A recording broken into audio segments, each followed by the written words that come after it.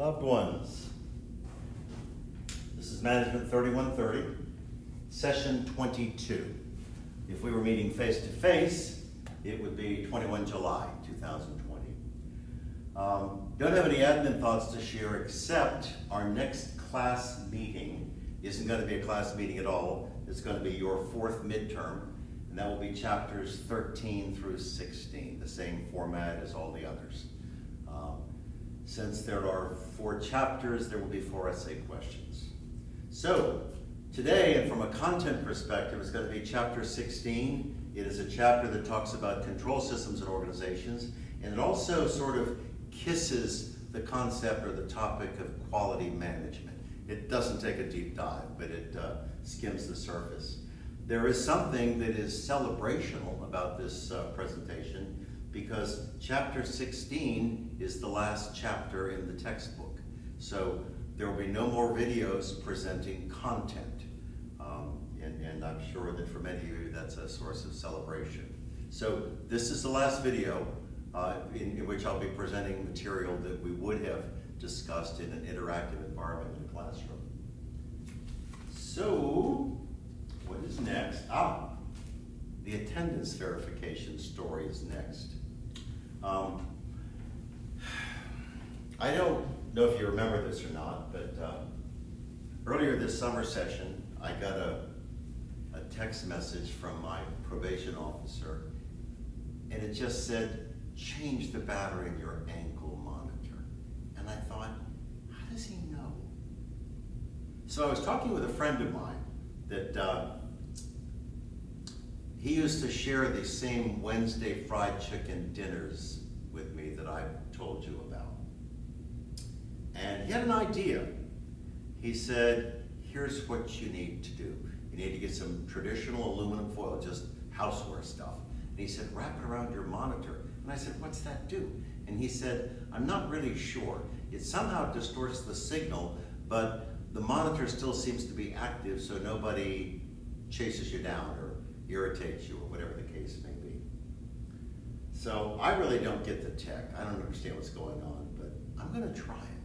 So this will only take a second.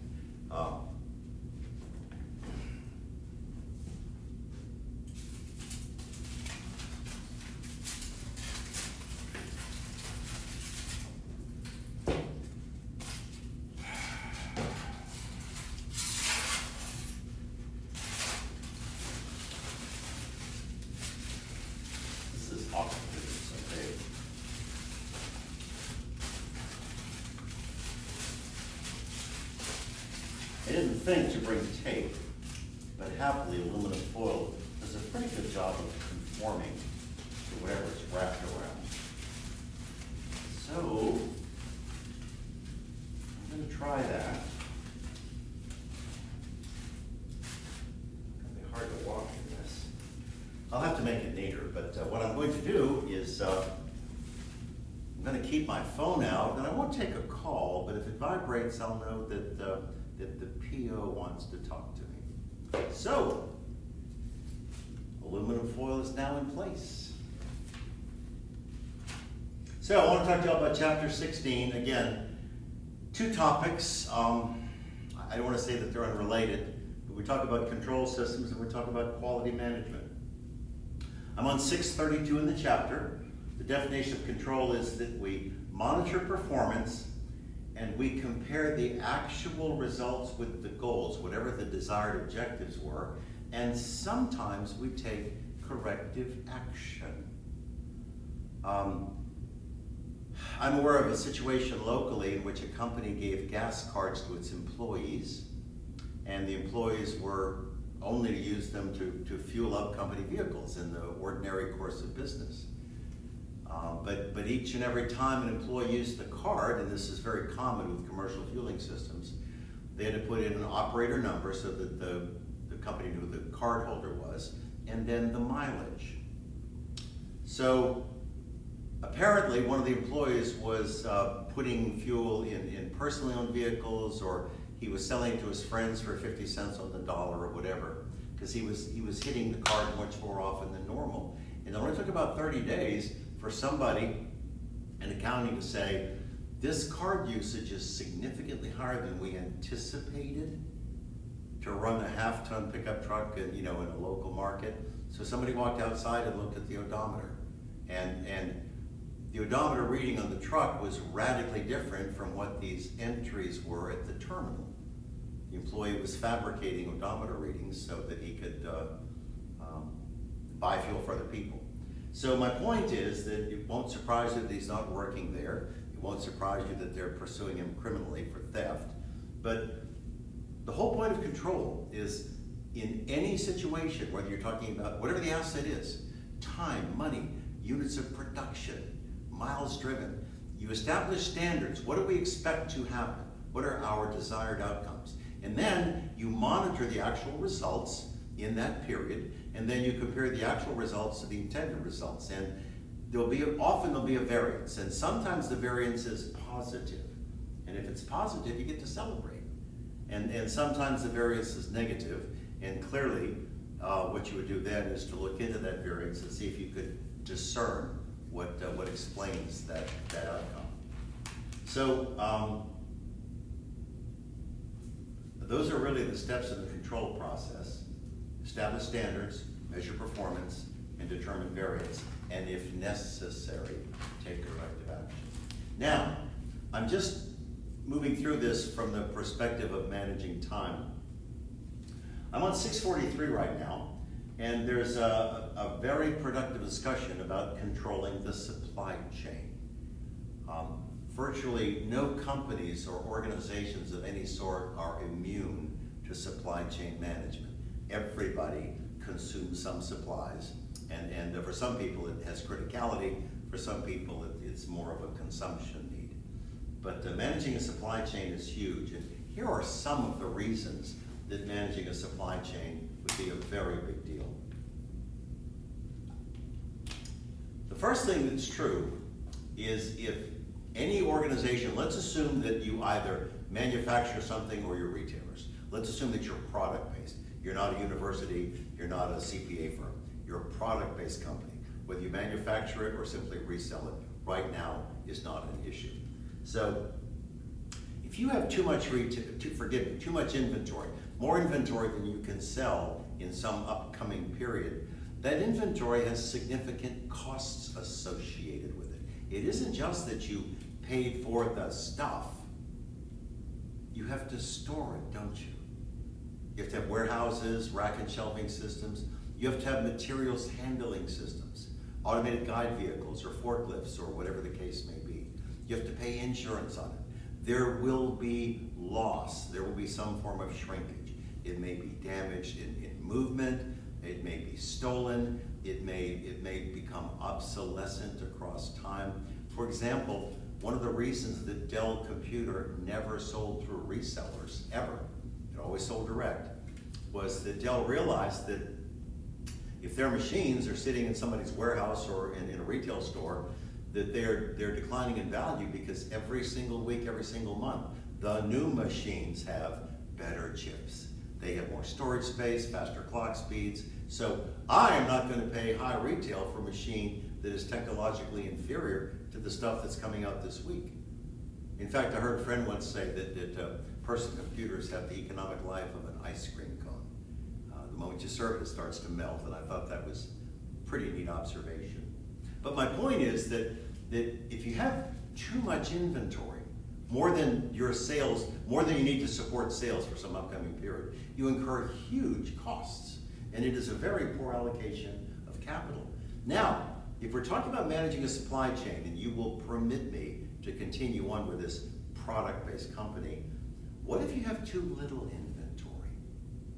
That's a stock out.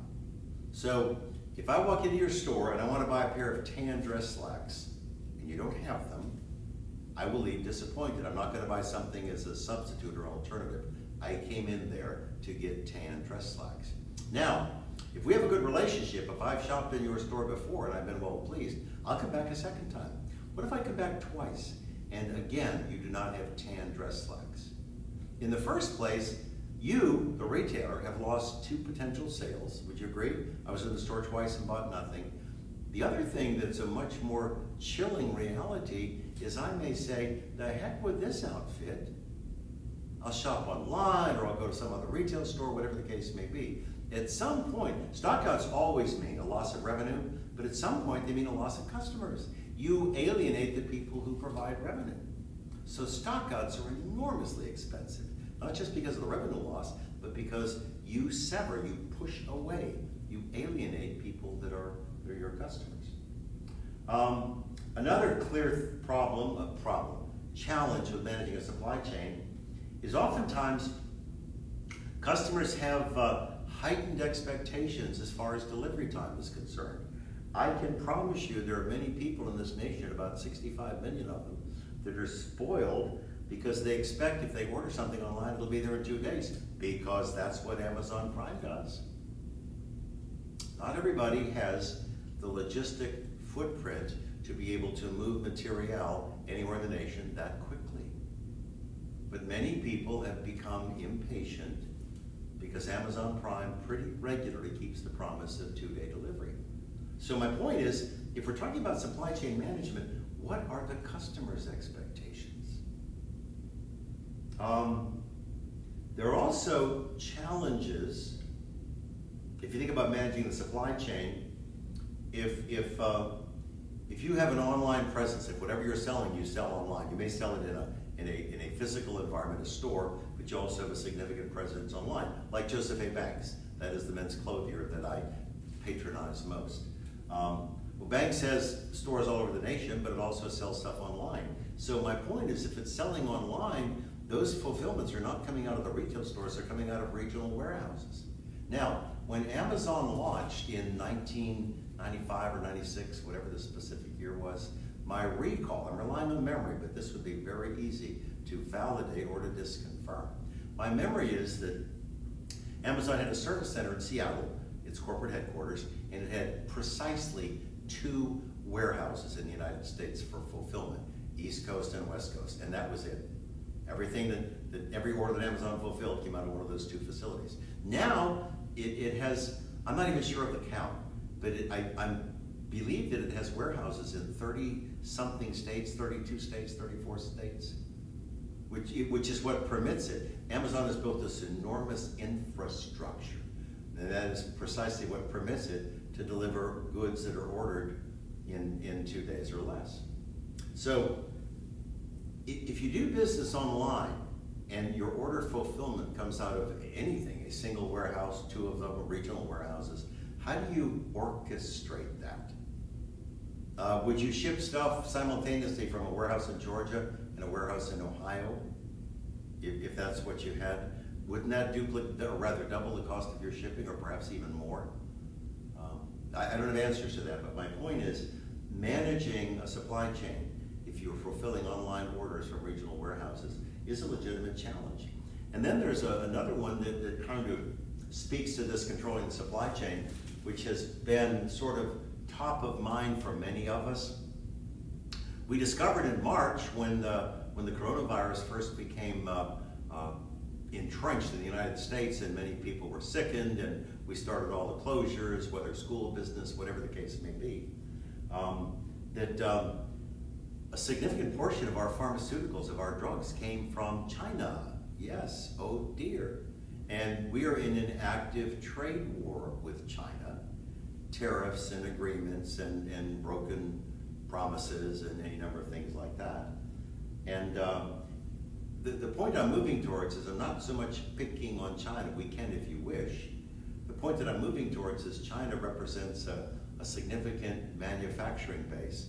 And we probably annually export $100 billion worth of stuff to China. We import $500 billion worth of stuff from China. Oh dear.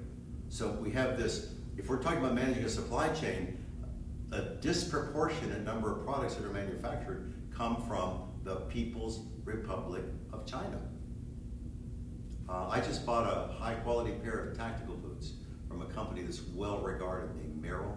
I'm a son of a gun. I opened the box, made in China. I wanted them made in Michigan or somewhere in the United States, but that wasn't my reality. So One of the significant challenges to managing a supply chain or controlling it is the fact that if stuff is made offshore, first of all, it's going to be transshipped across some ocean, would you agree? The Atlantic or the Pacific or maybe others. But we also have the fact that we control nothing that happens in that other nation state, nothing. Not the geopolitical environment, not the capital structure, nothing. So having offshore manufacturing is enormously challenging. In fact, I believe that both under the Trump administration and also heightened by our awareness about the coronavirus, I believe that many American firms are purposely, consciously moving manufacturing back to the United States because they have lost control of the supply chain. And that's a useful outcome. Now, I'm on 644, and there's a short discussion, not a very big one, about control in service firms. And the significance of that is that many of you will be knowledge workers. You won't be worker bees in a classic sense. I'm going to demonstrate the definition of work. The definition of work is moving matter through space. I'm going to pick up this water bottle, move it over here, and put it down. I just did work. I moved matter through space, didn't I? But you're going to be knowledge workers. You're going to be manipulating information. When I say manipulating, gathering data, analyzing it, interpreting it, making decisions, making recommendations, you're going to be knowledge workers. The vast majority of you are not going to be picking up water bottles. You're going to be tapping on a keyboard somewhere. And I'm interacting with people, of course. But since many of you are knowledge workers, you're going to be in service environments because you are rendering services, whatever that may be. And services are almost uniformly delivered on demand. You could be the best trained, most experienced, most competent auto tech on the planet, and you could be sitting in a dealership here with your elbow up on a toolbox if vehicles are not coming in the shop for you to repair. Similarly, you could be idle at a moment in time and you could have 6 weeks worth of work in the yard as you're waiting for approval on warranty repairs or parts or customer decisions, whatever the case may be. So services are delivered on demand. Bank tellers. There is an entire theory, which I think people in marketing study. I don't know what other disciplines. It's called queuing theory. How do people behave in lines in banks? Should we have, if we have 3 tellers, we have 3 separate lines, or do we have a corral where everybody enters the corral and they go out one at a time? Because if you and I have some simple transaction, we need to cash a check or make a deposit or do something like that, something that would take 60 seconds.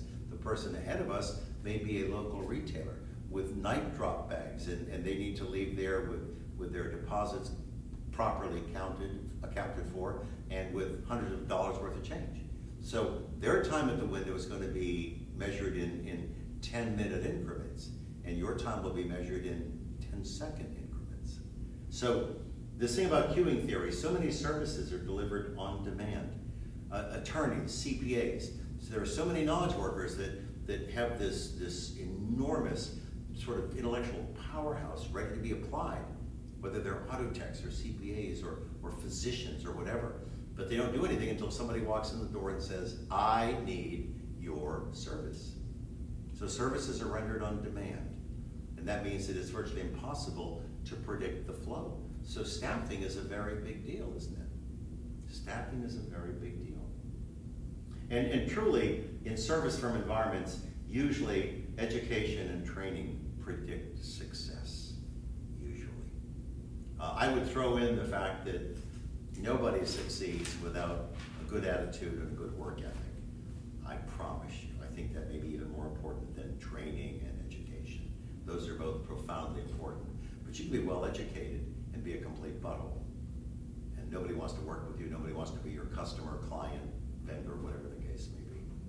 The things that seem to predict success are intangibles. Your work ethic, your attitude. If, for example, I have to tell you this, I wasn't planning on it.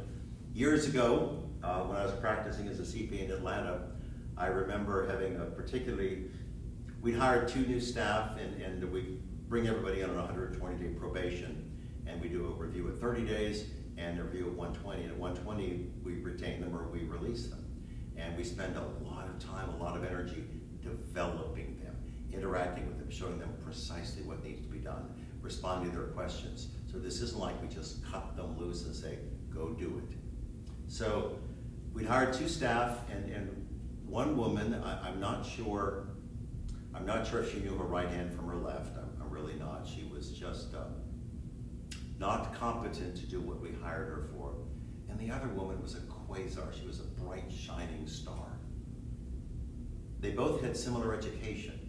One had a great attitude, and one apparently ate nails for breakfast. I don't know. She was always cranky, always had a bad attitude. And we released one and retained the other. And I said to one of my partners, just in a short office meeting, we were talking about that outcome. I said, Mike, I'm convinced that I could teach accounting to a dumpster if it came to me with a good attitude.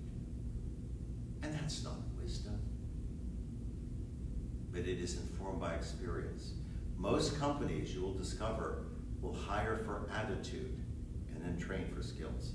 I don't care what your skills are. If you have a bad attitude, I don't want you around. But if you have a good attitude and you're low on skills, we can cure that, can't we? We can grow skills in you. We can close that gap. So again, even though it says that training and education predicts success, I do not ever want you to downplay the significance of a good work ethic and a good attitude. That has much greater predictive value for your success in a career than your degree or any specific training you have. So now I'm on 645. There's a conversation about a balanced scorecard. This was a way that firms, not people, firms were evaluated. It became popular somewhere in the middle 80s. So it was birthed about 35 years ago. It's never gained any traction. Companies flail around and try to use it because it seems so cute, so intuitively appealing. So the balanced scorecard has 4 components. Let me touch upon them, and then I'll bring them to life a little bit. The first component is financial. Well, that's easy. We can capture objective measures. The second is customer perspective. Oh dear, what do customers think of us? Number 3, an internal business perspective. What that essentially does is answer one question. Where must we excel? Where do we have to be uncommonly good? And then the 4th piece of the balanced scorecard thing is innovation and organizational learning. So those are the 4 components of the balanced scorecard. Again, it was popularized in probably 1985, and everybody just said, oh, this is way cool, and 35 years later, no one has figured out how to operationalize it. So let me run back through the 4 pieces. The financial piece is generally easy to discern and evaluate. We've been doing double entry accounting for probably 650 years, literally. We understand it. There are standards bodies. People are well educated. People are significantly experienced when they get out there in the workforce. So the financial piece of the balanced scorecard is easy to build, replicate, share, understand. The customer perspective is just so messy and so multifaceted. Here's an example. These are metrics that companies constantly grab and chase and try to improve. Customer satisfaction and customer loyalty. Every single time that the Norton family right now has 3 Ford products that are 2 years old or less. We have a 2018 Edge, a 2018 F-150, and a 2019 F-150. If any of those 3 vehicles show up at any Ford dealership for any service, not a warranty repair, but an oil change, a tire rotation, a new air filter, for any repair, Ford, the Fortune 50 company, is going to send whomever the car owner, vehicle owner is, an email and say, tell us about your visit. And they'll ask a number of questions. They're just a few panels of information. It goes quickly. But the point is, what they're building is a score on the dealership. And it's called a CSI score, Customer Satisfaction Index. And it's typically expressed on a scale of 0 to 100. And the company, the corporate parent, like Ford Motor Company, literally makes decisions about allocations to its dealers based on their CSI scores. I have a friend that owns about 10 Chevy dealerships in the Southeast. Michael told me that, this is several years ago, Michael told me that if any of their stores, if their CSI scores fall below 94%, that's a pretty high score, 94%, that store doesn't get any Suburbans allocated.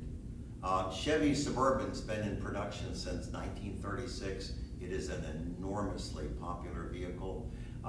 The company will sell out the entire production run.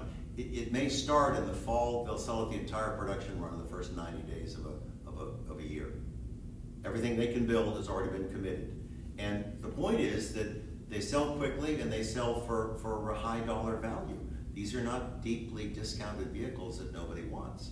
They're in incredibly high demand and have been for, gosh, 80-something years, whatever 1936 is. They were not made during the war years, but it's been a long and a productive run. So Michael told me that if their CSI scores fall below 94%, that dealership gets zero. It cannot buy any Chevy Suburbans from the factory. So the company rewards the dealers who perform well if they have high CSI scores and other things as well. So my point is that people obsess about customer satisfaction. Well, some customers have unreasonable expectations. If you've been in a restaurant or a retail store lately and you heard some cranky pants person, rant and rave about how poorly she or he was treated, me too. Another thing that's true, that's another metric that companies try to grab on this customer perspective, is customer loyalty. Please think about this. Pretend that you have a business right now and I'm a customer. And over several years, I've become a loyal customer. If I'm a loyal customer, by definition, that means that I do two things. There's the aluminum foil crunching. My phone hasn't gone off yet. Nope. Cool. Maybe this is working. So if I'm a loyal customer, I do two things that benefit you. The first is I'm a repeat purchaser. For example, we moved here 12 years ago. We owned Fords. My wife had a Lincoln crossover and I was driving an F-350. And we had probably 5 Mustangs at the time. A man needs lots of Mustangs. In fact, I think I need 5 more. Living one. So we started dealing with Rozier Ford, really, really good experiences with the people in the service department, and then we started buying new vehicles. And I can't necessarily remember back 12 years, but what I can tell you is from 2017 to this day, that's 3 years, 2017 to 2020, or actually 4 model years, isn't it? 17, 18, 19, and 20. In 4 model years, we've purchased a Lincoln crossover, a Ford Fusion, a really nice midsize sedan, 2 F-150s, and an Edge, a Ford crossover. So in 4 model years, we purchased 5 new cars, and Miss Elaine, that woman whom I love more than life itself, last night reserved a 2021 Bronco. Yes, my sweetie likes distinctive vehicles. Her daily driver is a pristine collector grade 89 Bronco 2. The girl likes distinctive vehicles, so she'll have a new one in about 8 or 10 months or whenever Ford gets the Broncos out. But my point is, in 4 years, we bought 5 new cars. That's relatively big money. The 2 pickups were both, well, one was middle 50s and one was high 50s. 1 Lincoln, an Edge. I mean, we've probably spent easily $250,000, but we bought 5 new vehicles from 1 dealership in a 4-year period. And they take care of all of our cars. So my point is that loyal customers do 2 things that benefit businesses. They are repeat purchasers and they are referral sources. I can't tell you how many people I've told about my good experiences, first with Rozier Ford and then with J.C. Lewis as the successor dealership here in Statesboro. I probably physically drive 5 people a year there to introduce them to auto techs, like a friend of mine, Al Brown, is a diesel tech, 25 years of experience. The guy is gifted. Yes. And I've taken people to introduce them to salesmen and say, This is a friend of mine. Please take uncommonly good care of my friend. So my point is that loyal customers do two things. It doesn't matter what the business is. Loyal customers do two things that benefit the business. They are repeat purchasers and they are referral sources. So if you can build a business with loyal customers, my gosh, that's money. When I say that's money, that is uncommonly good stuff. So why do people become loyal? Because you don't disappoint them. You provide value in whatever it is, whether it's a product, service, or blended, or whatever the case may be. So this thing about, and then customer retention. Huh? What if we've now ordered we've either bought or ordered 5 new Fords in 4 years. And what if I said, the heck with this, I'm gonna go to Metaford or Woody, what's his name? I can't think of his name in Vidalia. Or Paul Thigpen. What if the dealership does something that upsets me so much that I sever my relationship? I would say to you that not that we are important or special, but from one store, one family has bought 5 new vehicles in 4 years, and they service all of our vehicles. That's probably 10 or more. My son has an F-150 and 2 Mustangs and an Edge. He and his wife have 4 Fords. I own Mustangs and trucks and stuff like that. All I'm saying is they service probably at least 10 of our vehicles. And that's relatively big money in terms of a revenue stream. And we buy new stuff from them all the time. So if they don't retain us, that's a significant economic loss, because we will take those transportation needs and transfer them to somebody else, won't we? We'll go to Metaford or Paul Thigpen or whatever the case may be. So customer retention is a big deal. So this whole thing about customer perspective is so messy. How do we achieve customer satisfaction? How do we build loyal customers? How do we retain them? How do we meet expectations in terms of response time, since we can't control workflows? A lot of challenges there. Now we talk about internal business perspective. That's the third piece. Where must we excel? That essentially is a very, very useful perspective, because it forces us to look at our distinctive competencies. What do we do uncommonly well? What do we do better than most of our competitors? Because all these competencies reside in people, whether they are individual skills or whether they're routines in a work group. So believe me, that is an adaptation of the resource-based view. You will take a deep dive into it when you study strategic management, because that is the resource-based view. Very, very powerful theory of firm performance. So the financial piece is easy. The customer perspective is unbelievably complex and messy.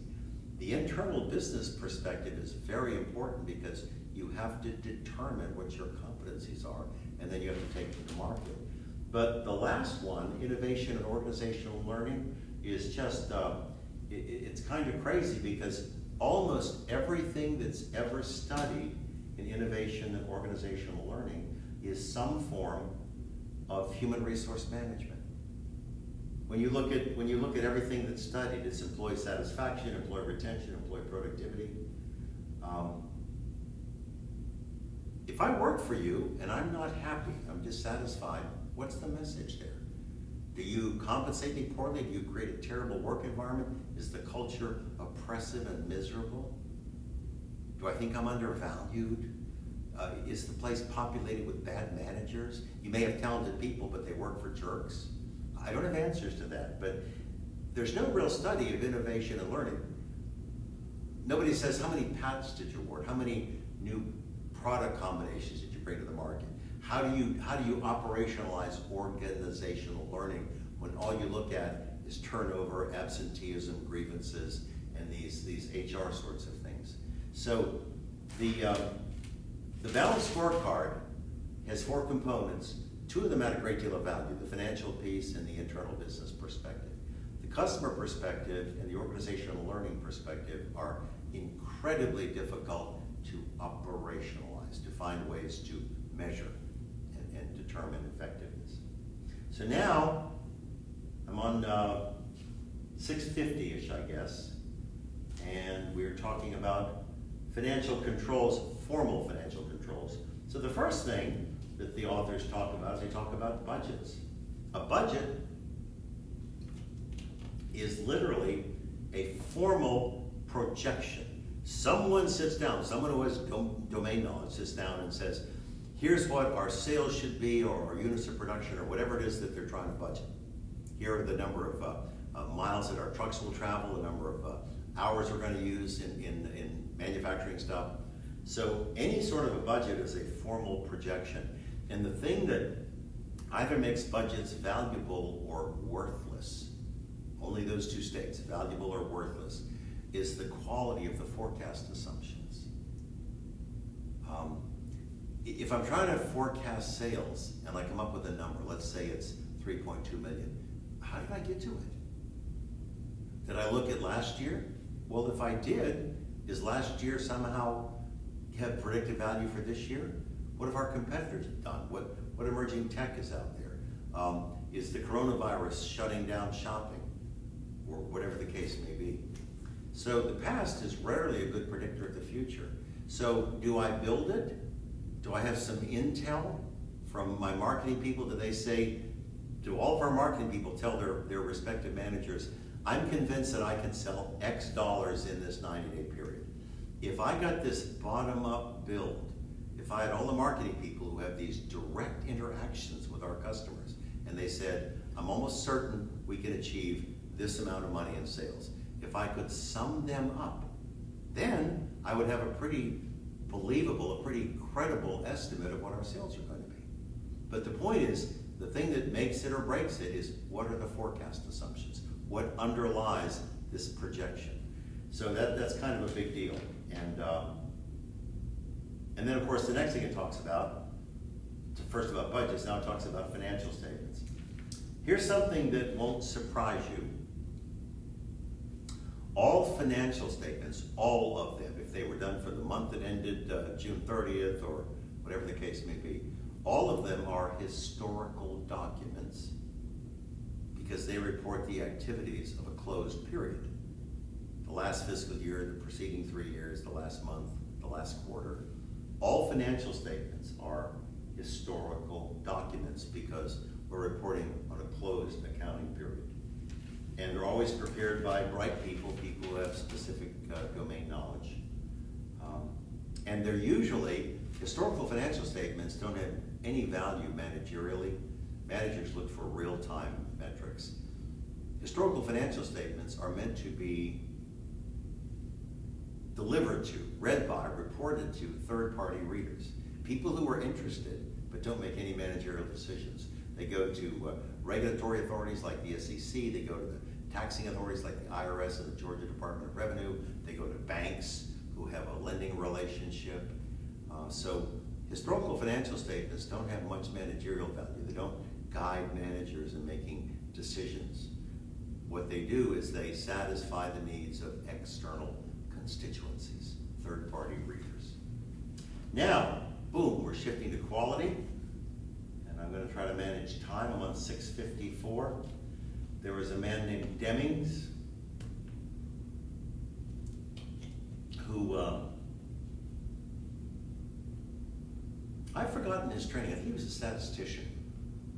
Demings went to Japan right after World War II, and he helped Japanese industry develop much better manufacturing standards than they had because he taught them about statistical processing controls and some other things. But here's Demings' approach to quality. Demings is one of the early, he was a forerunner in this whole notion, this whole initiative that we call quality. Demings said that there are 4 principles that all of us need to meet. We need to meet the needs of the customers. We need to improve the system that delivers whatever it is that we sell. If we do that, if we meet the needs of the customers and we improve the system, that should lead to increased market share, increased employment, increased profitability. It should have every positive outcome. And what he made clear about this is he said, we have to make decisions that are data-driven. We're not talking about intuition, feeling, memory. We have to make decisions that are driven by data. So those were his 4 principles of quality management. And The authors now talk about some techniques, some ways that we can actually achieve that. I believe that quality has to be cultural. I believe it has to be embedded in every employee, every subunit of every organization. Because if you don't provide quality stuff, consumers will choose someone else's service or product. I'm not going to buy anything from you if it fails. I don't make enough money to buy cheap stuff. So my point is that quality is not something trendy, it's not fashionable, it's not temporal. If you don't commit to quality in your organization as an employee or as a manager or as an owner, whatever your role might be, you are literally on a glide path that's going to take you into collision with Earth. Yes, you're going to crash and burn. Because if you don't make high quality stuff, people will buy it one time and think, this is junk. I'll never buy Norton's stuff again, or whatever the variations on that are. So the only way that you can compete in any market is to deliver high quality products or services, period, end of discussion. So this is not something fun or trendy or a today sort of a thing and it'll be gone tomorrow. This is the foundation of successful business. So now they talk about ways to achieve it. They talk about outsourcing. Oftentimes a company, remember this internal perspective in the balanced scorecard? What is it that we do well, or must we excel? Oftentimes, I love this aluminum foil. How cool is that? Yes, pretty exciting. Nothing has happened, the phone hasn't gone off. It's maybe working. I'll bring tape the next time I do it.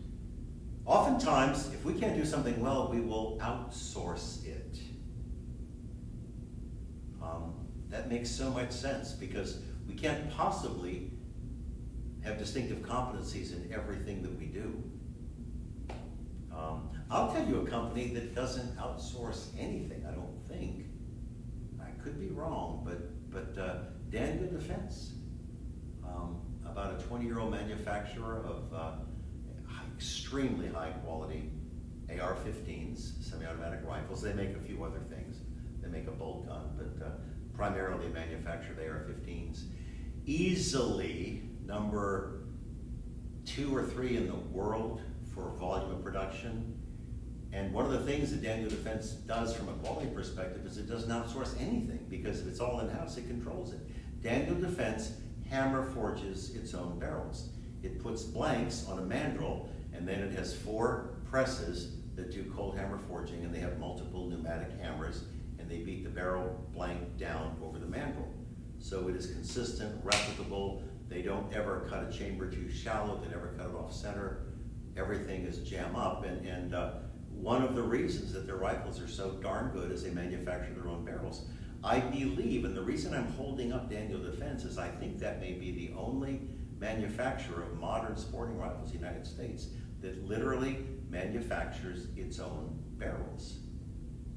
Most companies buy from barrel makers, maybe 4 sources, and there are hundreds of people that sell AR-15s, but in most cases they're not manufacturing anything, they're simply assembling them. They'll buy upper and lower receivers from someone who's good at aluminum extrusion, then they'll buy barrels from somebody else, trigger mechanisms somewhere else, furniture somewhere else, gas tubes, whatever the case may be. So the point that I'm making is Daniel Defense purposefully does most things in-house, and they do it because they hit the marks on excellence with everything there. They don't say to a vendor, here's your budget, give us a trigger assembly for $30 or something like that. But Daniel Defense has grown into that self-sufficiency, that level of excellence. Many firms will recognize there are things that they don't do well, and they'll outsource them. I wouldn't say that this is a quality initiative, but I want you to think about something just about the value of outsourcing. What if I opened a nice, sort of an upscale casual restaurant here in the borough, way north of fast food, but not all fancy and uptown, none of that pinkies out stuff? Yeah. Is it Chablis or Chabliss? I never can figure that out. So, if I open a nice casual restaurant here in the borough, I'm convinced that if I give you as a customer 2 things, you will be well satisfied and you'll return and you'll tell others. If I give you a good dining room experience, good environment, good staff, everybody's upbeat, cheerful, respond to your service needs and expectations, that's a winner. Similarly, if my kitchen staff puts good food on your plate, I've done what I need to succeed. I'm really serious. I'm not trying to minimize the whole hospitality industry or the restaurant industry, but I'm virtually convinced that if I give you good food and a good dining room experience, that you'll be well pleased and you'll be back. So my point is that I've got to absolutely hit the marks on those two things. I've got to insist on great kitchen staff consistently doing fabulous prep, and people on the front end of the house doing a great job in terms of meeting your expectations from a service perspective. If I do that, I think those are the two keys to success. So those two pieces are critical. Do I need to pay $60,000 a year to have someone with a degree, a graduate degree in accounting, to be my controller, to pay bills and make payroll? Heck no. I can pay the bills, vendors or whatever the case may be, and on the payroll side, I promise you, I will outsource that function. I'll outsource it to ADP or Paychex or somebody like that. We'll report hours, compensation, whatever, and every week they'll be banging out payroll checks, calculating my deposit, preparing returns for me on a quarterly basis. I don't need to master the accounting side of that. I need to master the kitchen and the dining room experience. That's where I must excel. These other things can be outsourced. And I can promise you, it won't cost me 60 grand a year to have a good payroll company do the prep and the returns. So outsourcing is pretty legitimate. The last thing I want to talk to you about that's related to this chapter 16 is, gosh, I don't have the page number down here. There's a discussion about ISO. It's an international standards organization. It's European in terms of its origin, and in the European Union, many companies will not do business with you if you're not ISO certified. Well, ISO certification only comes in two forms, and there's a 9,000 series and I think a 14,000 series, but that's not what's important. What ISO certification means, what you've done is you have literally documented all of your processes. The fact that you can write a document that says, so we pick up the bottle and we move it over here, then we fill it with liquid, then we cap it, then we wrap a label around it, and then a machine picks it up, puts it in a case, we sell it to K. Roger. The fact that you can document your processes doesn't mean that you're doing anything that's extraordinary or excellent. It just means that you can document them. So ISO certification is really a false promise. I'm not surprised that the European Union does it, because those people obsess over mindless bureaucracy. But the fact that you have an ISO certification means nothing, except that you can document the processes in your business. It doesn't mean that you're any good at it, or that you deliver a product or service that I value. It just means that you can document what you do in-house. That, in my view, does not move the needle. Does not move it at all. So not a fan of ISO, but I want to tell you what its significance is. You'll find very few American companies who are ISO certified, because we don't deal with the European Union, and we realize that it's kind of a goofy process to become certified. So now, we're at that point in this presentation where you get to just say, heck yeah, last one, Norton is done. The torture has ended. So the last question, the attendance verification question for this session is, what precisely did I do to my ankle monitor today? All right, love you. I'll be interacting with you on a regular basis, but it won't be looking at an iPad mini. All right, love you. If I don't talk to you soon, please, unless you are a graduate senior, come and see me in the fall. I would love an opportunity to meet you, talk with you, hear about your experiences or your perspective, I guess, on this online learning thing. I'm not a fan, but I try to do it as well as I can, and I'd love to hear your criticisms, or if indeed you think I'm doing some things well, I would benefit from learning either of those. So come and see me in the fall, and I will promise you I'm going to hug you and shake your hand and screw all the face masks and body condoms or whatever else they think we're going to do. So Love you, talk to you soon. Bye.